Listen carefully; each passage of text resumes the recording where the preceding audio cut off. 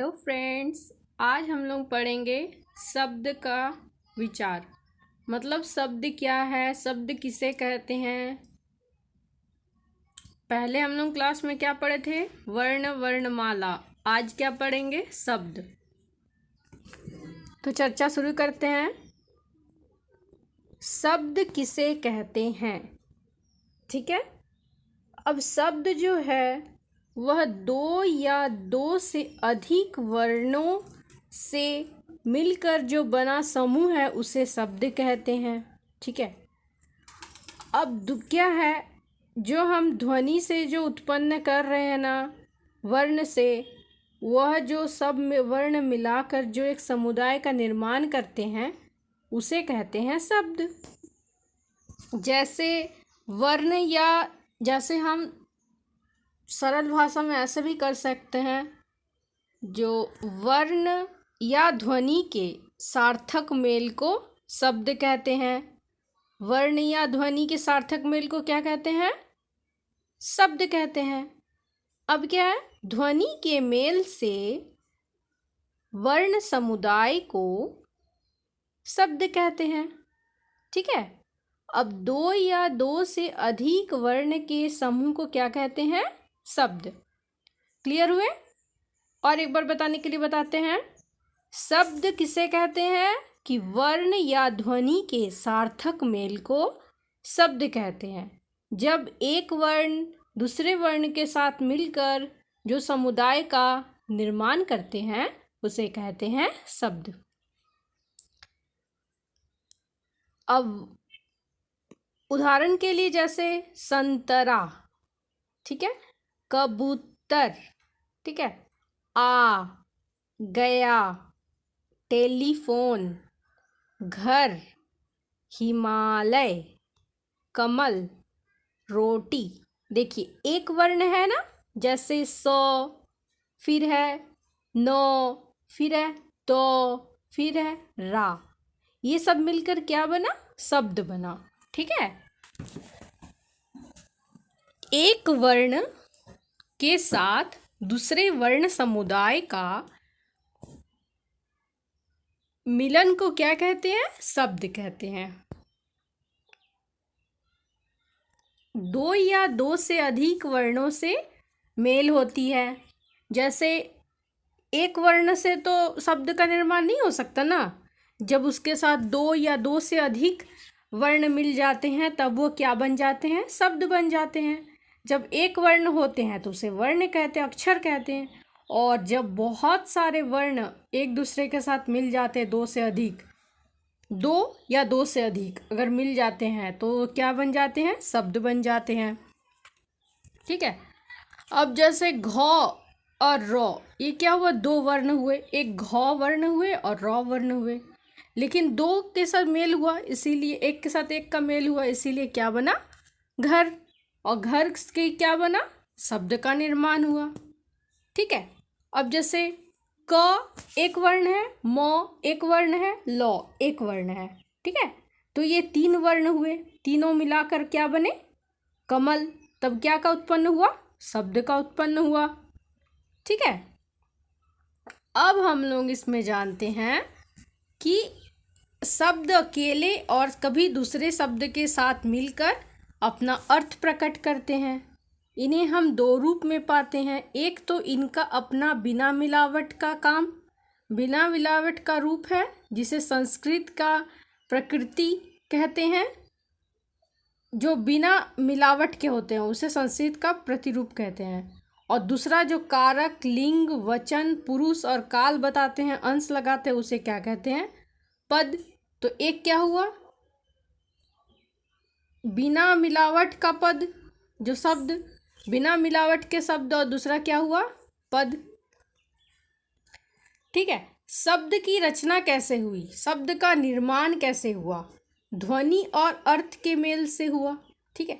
ध्वनि जो हम निकालते हैं उसका, और जो अर्थ जिसका होता है उसका, ये दोनों के मेल को क्या कहते हैं? सार्थक ध्वनि शब्द कहते हैं। माने एक या अधिक वर्ण से बनी स्वतंत्र सार्थक ध्वनि को शब्द कहते हैं। ये भी कह सकते हैं। जैसे मैं, धीरे, परंतु, लड़की। ठीक है। अब क्या आते हैं,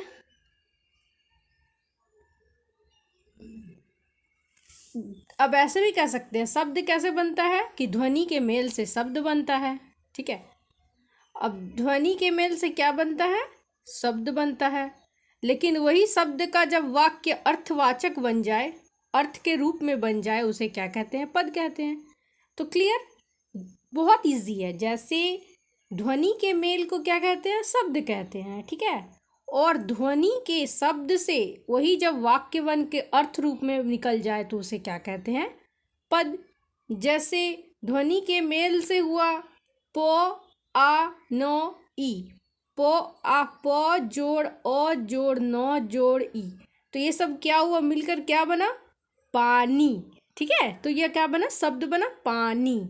अब उसी में जब वाक्य को अर्थवाचक बना दिया जाए, पानी का मतलब क्या, जल, तो वह क्या बन गए, पद बन गए। तो जैसे पुस्तक लाओ, इस वाक्य में दो पद है, एक पुस्तक और दूसरा लाओ। तो एक नाम पद है और एक क्रियापद है। क्रियापद क्या है, मतलब क्रिया क्या है, मतलब जैसे कोई भी कुछ काम करना था वो क्रिया कहलाता है। ठीक है। और नाम क्या है उसका, पुस्तक, तो नाम पद हुआ पुस्तक और क्रियापद हुआ लाओ। तो खाना अगर जैसे आम, आम क्या हुआ, नाम पद हुआ, और खाओ क्रियापद हुआ, खाना। अब क्या है, शब्द के अंग या शब्द के भेद या शब्द के प्रकार, ये तीन प्रकार बोल सकते हैं। ठीक है। इसमें तीन तरह से ही बोल सकते हैं। तो एक अर्थ के रूप में शब्द का निर्माण, एक प्रयोग के रूप में शब्द का निर्माण, एक उत्पत्ति के रूप में शब्द का निर्माण, जिससे क्या मिलकर बना कि शब्द का भेद क्या है। अब हम लोग जानेंगे शब्द का भेद, मतलब शब्द के अंग क्या क्या है, प्रकार क्या क्या है। तो अगर अर्थ का दृष्टि से देखे, जो अर्थ जो निकल रहा था अर्थ की दृष्टि से देखे तो उसमें दो प्रकार हुए, क्या क्या, सार्थक शब्द और निरर्थक शब्द। ठीक है। जिसका कोई भी स्पष्ट रूप से अर्थ निकले उसे कहते हैं सार्थक शब्द। सॉरी फ्रेंड्स, थोड़ा डिस्टर्ब हो गए, यहाँ एक्चुअली कुछ हो रहा है तो इसीलिए गाना बज रहा है। ओके, मैं अच्छा से बोलने का कोशिश करती हूँ।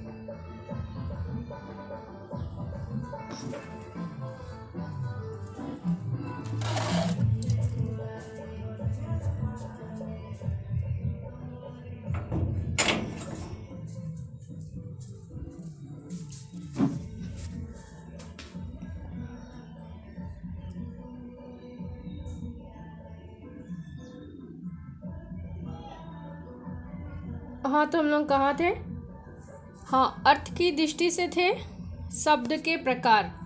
तो इसके दो प्रकार हैं, एक सार्थक शब्द, एक निरर्थक शब्द। जिस वर्ण का समूह का स्पष्ट रूप का अर्थ निकले, मतलब जिस वर्ण के स्पष्ट रूप का जो अर्थ निकलता है उसे कहते हैं सार्थक। और जिस वर्ण के समूह का कोई भी अर्थ ना निकले, ठीक है, जिस शब्द का कोई अर्थ ना निकले उसे क्या कहते हैं, निरर्थक। ऐसे भी सरल भाषा में भी समझ सकते हैं। जिस वर्ण के शब्द से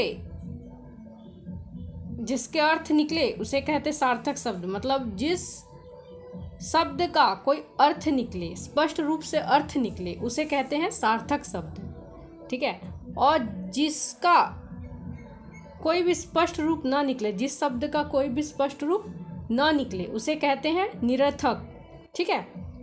जैसे सार्थक शब्द का उदाहरण क्या हुआ, कमल। कमल क्या है, अर्थ निकला ना, कमल क्या है, फूल है। ठीक है। खटमल क्या है, कीड़ा है ना। रोटी खाने का चीज है, शब्द निकला। सेव खाने का है, सेव है ना। तो ये सब क्या है, सार्थक शब्द है। खटिया बैठने का सामान है ना। और कुर्सी, मेज, कलम, ये सब क्या है, पेड़, ये सब क्या है, सार्थक शब्द है। ठीक है। जैसे निरर्थक में क्या, जिसका कोई अर्थ ना निकले, बीठा, ची, वाना, बोती, काला, काला भी शब्द है, ठीक है, जैसे चाका, है ना,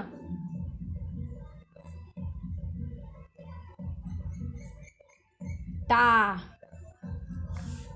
है ना, ये सब क्या है, निरर्थक शब्द है। तो सार्थक शब्द क्या हुए, जिसका कोई शब्द का अर्थ निकले उसे कहते हैं सार्थक शब्द, और जिस शब्द का कोई अर्थ ना निकले उसे कहते हैं निरर्थक शब्द, ठीक है। अब सार्थक शब्द में जैसे पानी, ठीक है, पानी क्या हुआ, जल, पानी का अर्थ क्या हुआ, जल, तो इसका क्या बना, बताइए, सार्थक शब्द बना, हाँ एकदम सही। अब उसका पानी को उल्टा मारिए, नीपा, नीपा क्या है, नीपा का कोई मतलब है नहीं ना, तो ये क्या हुआ, निरर्थक शब्द, ठीक है। जैसे खाना, खाना क्या हुआ, सार्थक शब्द, ना खा, उसका उल्टा कीजिए, ना खा, ना खा एक ठो अलग है, ना खा, नहीं खाओ, ठीक है, इस टाइप का, तो वो नहीं। जैसे पेड़, पेड़ हुआ सार्थक शब्द, ठीक है। रप्पे, रप्पे तो कोई मतलब नहीं हुआ, अर्थ नहीं निकला, तो ये क्या है, निरर्थक शब्द। तो आप लोगों को समझ में आ गया होगा सार्थक शब्द क्या है, निरर्थक शब्द क्या है। और सार्थक शब्द और निरर्थक शब्द किस में आते हैं, शब्द के अर्थ के रूप में उनके भेद आते हैं। अर्थ की दृष्टि से क्या भेद है, दो, सार्थक शब्द और निरर्थक शब्द, ठीक है। अब प्रयोग, जिसका प्रयोग कर रहे हैं, जिस भाषा का, जिस शब्द का प्रयोग कर रहे हैं, जिससे क्या बनता है, एक भाषा बनता है, ठीक है, उसे क्या कहते हैं, शब्द।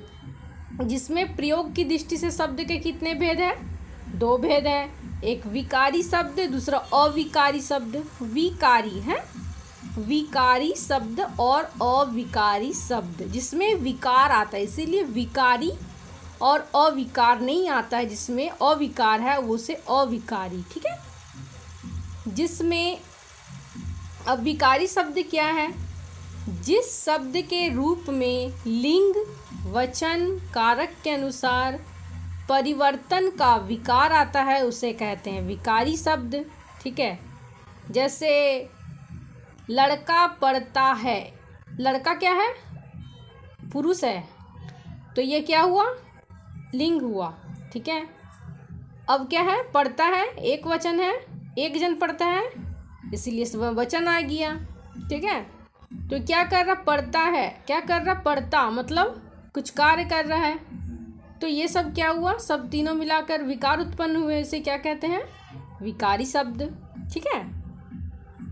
मतलब विकारी शब्द क्या है, सरल भाषा में समझिए, जिसमें लिंग, वचन और कारक के कारण जो विकार आता है या परिवर्तन आता है, बदलाव आ रहा है ना, जिसमें ये शब्द लिखते समय लड़का पढ़ता है, इसमें विकार उत्पन्न हो रहा है ना, परिवर्तन आ रहा है ना, लड़का पढ़ता है, हैं, और लड़की पढ़ती है, लड़का पढ़ता है और लड़की पढ़ती है, लड़की स्त्री है इसलिए पढ़ती है, और लड़का पुरुष है इसलिए पढ़ता है, तो लिंग का मतलब परिवर्तन हुआ, तो इसे क्या है, विकारी शब्द।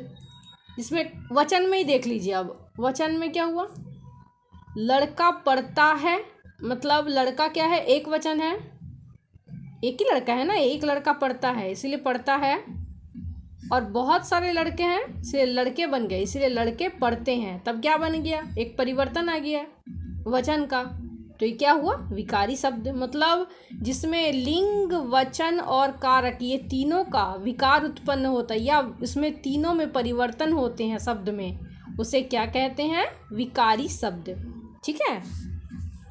अब कारक में जैसे लड़का पढ़ता है, लड़का तो पढ़ता है, लड़का भी पढ़ता है, ठीक है।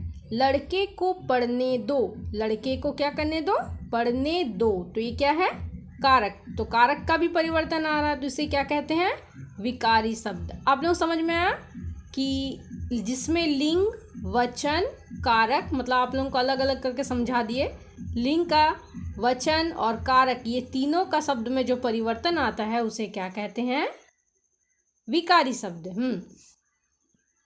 आप ऐसे भी बोल सकते हैं, जिसमें लिंग, जिस शब्द में लिंग, वचन और कारक तीनों का विकार उत्पन्न होता है या परिवर्तन होता है उसे कहते हैं विकारी शब्द। यह किसके दृष्टि से आता है? प्रयोग की दृष्टि से आता है। अब विकारी शब्द के कितने प्रकार हैं? 4 प्रकार हैं, जिसमें हम लोग आगे पढ़ेंगे। संज्ञा, नाम सुने हैं, सर्वनाम, विशेषण और क्रिया। ठीक है, विकारी शब्द के कितने भेद हैं? 4 भेद हैं। संज्ञा, सर्वनाम, विशेषण और क्रिया। ठीक है। अब क्या है? अविकारी शब्द, मतलब जिस शब्द में कोई परिवर्तन नहीं होता उसे क्या कहते हैं? अविकारी शब्द। ठीक है, न लिंग में, न वचन में, न कारक में, ये तीनों किसी में भी परिवर्तन नहीं होता, किसी प्रकार में विकार उत्पन्न नहीं होता, इसीलिए क्या कहते हैं? अविकारी शब्द।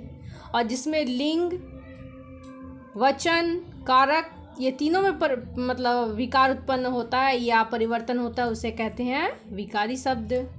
ठीक है। अविकारी शब्द क्या है? अविकारी जिस शब्द में लिंग, वचन, कारक ये तीनों का परिवर्तन नहीं होता है, न विकार उत्पन्न होता, उसे कहते हैं अविकारी शब्द। अब अविकारी शब्द के 4 भेद हैं। विकारी शब्द के कितने भेद हैं? 4 भेद हैं। कौन कौन से हैं? संज्ञा, सर्वनाम, विशेषण और क्रिया। और अविकारी शब्द के भी 4 भेद हैं, जिसमें क्या है? क्रिया विशेषण, संबंध बोधक, समुच्चय बोधक, विस्मयादि बोधक। हम लोग इसके बारे में आगे चर्चा करेंगे। ठीक है। अविकारी शब्द में क्या है? क्रिया विशेषण, संबंध बोधक, समुच्चय बोधक, विस्मयादि बोधक। और एक बार बता देते हैं, विकारी शब्द के 4 भेद हैं। संज्ञा, सर्वनाम, विशेषण, क्रिया। और अविकारी शब्द के कितने भेद हैं? 4 भेद हैं। क्रिया विशेषण, संबंध बोधक, समुच्चय बोधक और विस्मयादि बोधक। ठीक है। अब उत्पत्ति की दृष्टि से, मतलब जो उसका उत्पन्न हो रहा शब्द का, ठीक है, जन्म जहाँ हो रहा उसकी उत्पत्ति से दृष्टि से अब शब्द के कितने भेद हैं? तो कितने भेद है इसमें भी 4 भेद है। क्या क्या भेद है?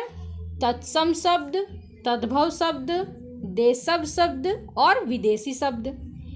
तत्सम, तद्भव, देशज, विदेशी। तत्सम, तद्भव, देशज, विदेशी। तत्सम शब्द क्या है? संस्कृत भाषा के वे शब्द जो हिंदी में वास्तविक रूप में प्रयुक्त होते हैं। मतलब जो संस्कृत के जो भाषा है उस शब्द को हिंदी में भी वास्तविक रूप में प्रयुक्त किए होते हैं, उसे क्या कहते हैं? तत्सम शब्द। तत् माने उसके, सम यानी समान, मतलब संस्कृत के भाषा के समान ही जिसमें प्रयुक्त होते हैं उसे क्या कहते हैं? तत्सम। मतलब संस्कृत भाषा जो है उसमें हिंदी भाषा बिना किसी बदलाव का जो शब्द निकलते हैं उसे क्या कहते हैं? तत्सम शब्द। ठीक है। अब तत्सम शब्द में हम लोग आते हैं। तत्सम शब्द क्या है? या ऐसे भी कह सकते हैं सरल भाषा में, हिंदी में संस्कृत के मूल शब्द को क्या कहते हैं? तत्सम। हिंदी में संस्कृत भाषा के मूल शब्द को क्या कहते हैं? तत्सम। कवि, ठीक है, माता, विद्या, नदी, फल, पुष्प, पुस्तक, पृथ्वी, क्षेत्र, कार्य और मृत्यु, ये सब क्या हुए? उनके उदाहरण हुए। अब संस्कृत भाषा में तत्सम शब्द में तत्सम शब्द है आम्र। अब हिंदी शब्द है आम। ठीक है। तत्सम शब्द है गोमल, तो हिंदी शब्द है गोबर। तत्सम शब्द है उष्ट, यानी संस्कृत भाषा का जो तत्सम शब्द है वो है उष्ट, और हिंदी का तत्सम क्या है? ऊंट। ठीक है, इस टाइप का। अब आते हैं तद्भव शब्द। ऐसे शब्द जो संस्कृत और प्राकृतिक रूप से अलग होकर हिंदी में आए हों, जो संस्कृत या प्राकृतिक रूप से अलग होकर हिंदी में आए हैं।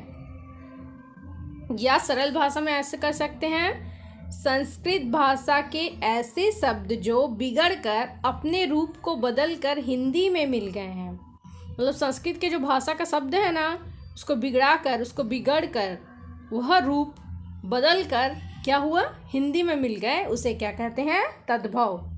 मतलब तद का अर्थ है उससे और भव का अर्थ है होना।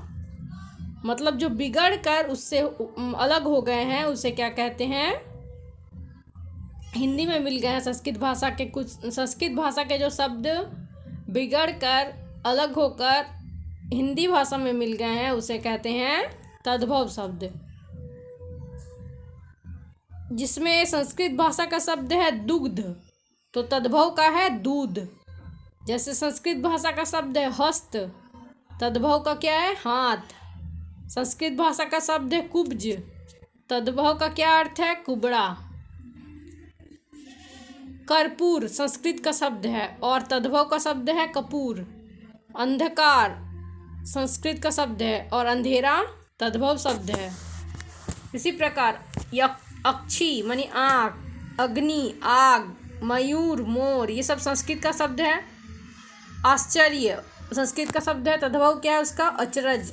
उच्च संस्कृत का शब्द है, तद्भव क्या है, ऊंचा। ठीक है, अब समझ में आया।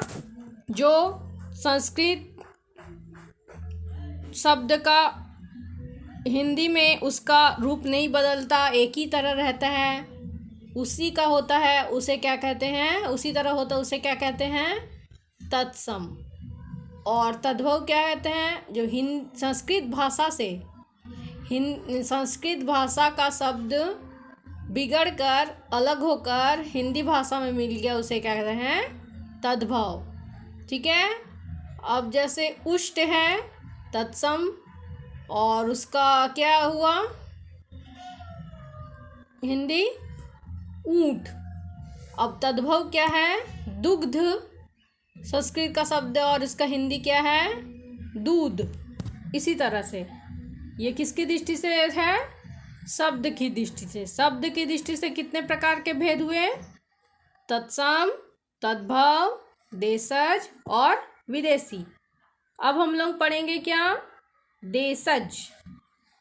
देशज शब्द क्या है, जो देश से जन्मा हो, जो अपने अपने देश से आम चाल की भाषा से जो बना है उसे कहते हैं देशज शब्द। जैसे बात से ही लग रहा है देशज शब्द क्या है, जो हिंदी में आ गए हैं वो देशज शब्द। ठीक है, जैसे उसमें क्या है, चिड़िया, कटरा, कटोरा, खिड़की, जूता, खिचड़ी, पगड़ी, ये सब क्या है, देशज शब्द।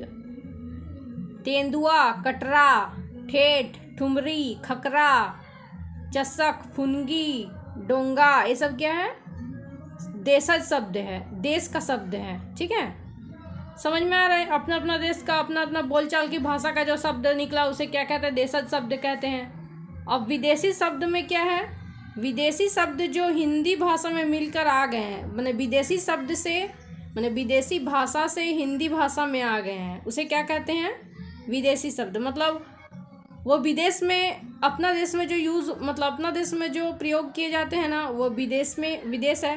ठीक है, अपना अपना देश तो देश है, दूसरा का देश विदेश है। ठीक है, तो विदेश में जो उनके जो बोलचाल की जो भाषा है वो हमारे देश में आकर मिल गए हैं, तो उसे क्या कहते हैं, विदेशी कहते हैं, विदेश शब्द कहते हैं। मतलब हाँ, हम लोगों को सरल भाषा में समझा दिए हैं। ठीक है, मतलब विदेशी भाषाओं से हिंदी भाषा में आ गए हैं, उसे विदेशी शब्द कहते हैं। जैसे हॉस्पिटल, डॉक्टर, अंग्रेजी भाषा है ना, अंग्रेजी है ना, विदेशी है ना, तो ये क्या है, hospital, doctor, book, radio, pen, pencil.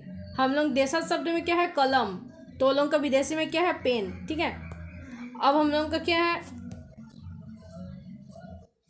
अस्पताल, हम लोगों का देशज शब्द है, और हॉस्पिटल क्या बना, विदेशी है ना, तो इसीलिए विदेशी शब्द। ठीक है, अब फारसी में शब्द क्या है, उसी में जैसे अपना अपना देश का है तो इसीलिए वो विदेशी है, इसलिए फारसी का विदेशी क्या है, आराम, किनारा, गिरफ्तार, नमक, जल्दी, खूबसूरत, मालिक, है ना। ये सब क्या है, ये सब मालिक तो हो गया आपका अरबी शब्द, ठीक है।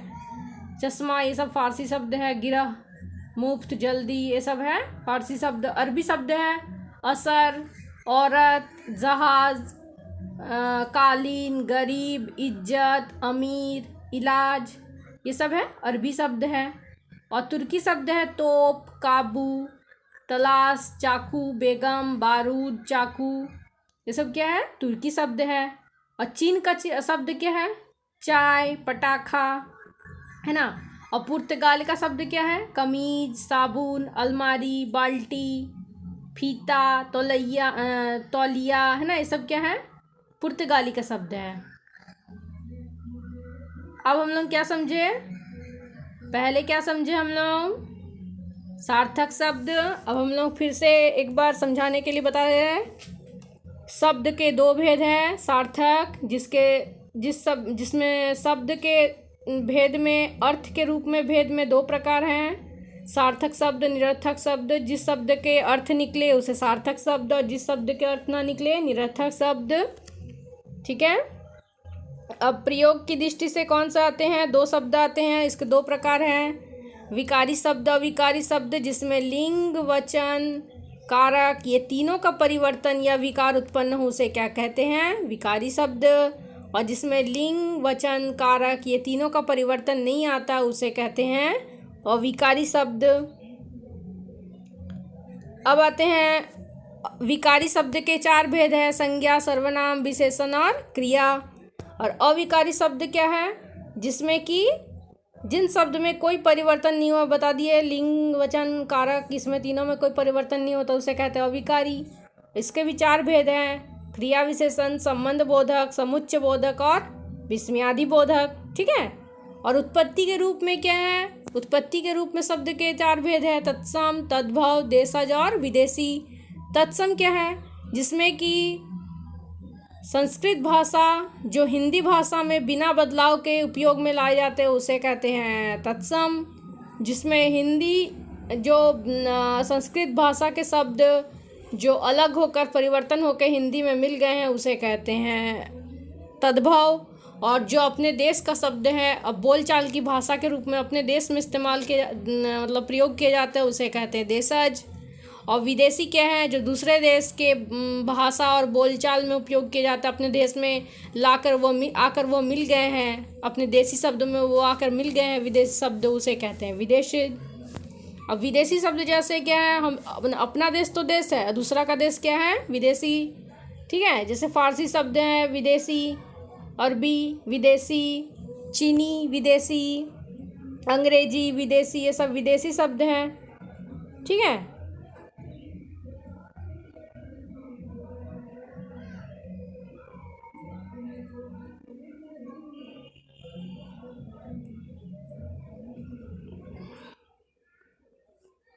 तो धन्यवाद फ्रेंड्स, आप सबों को अगर वीडियो पसंद आए तो लाइक कीजिएगा।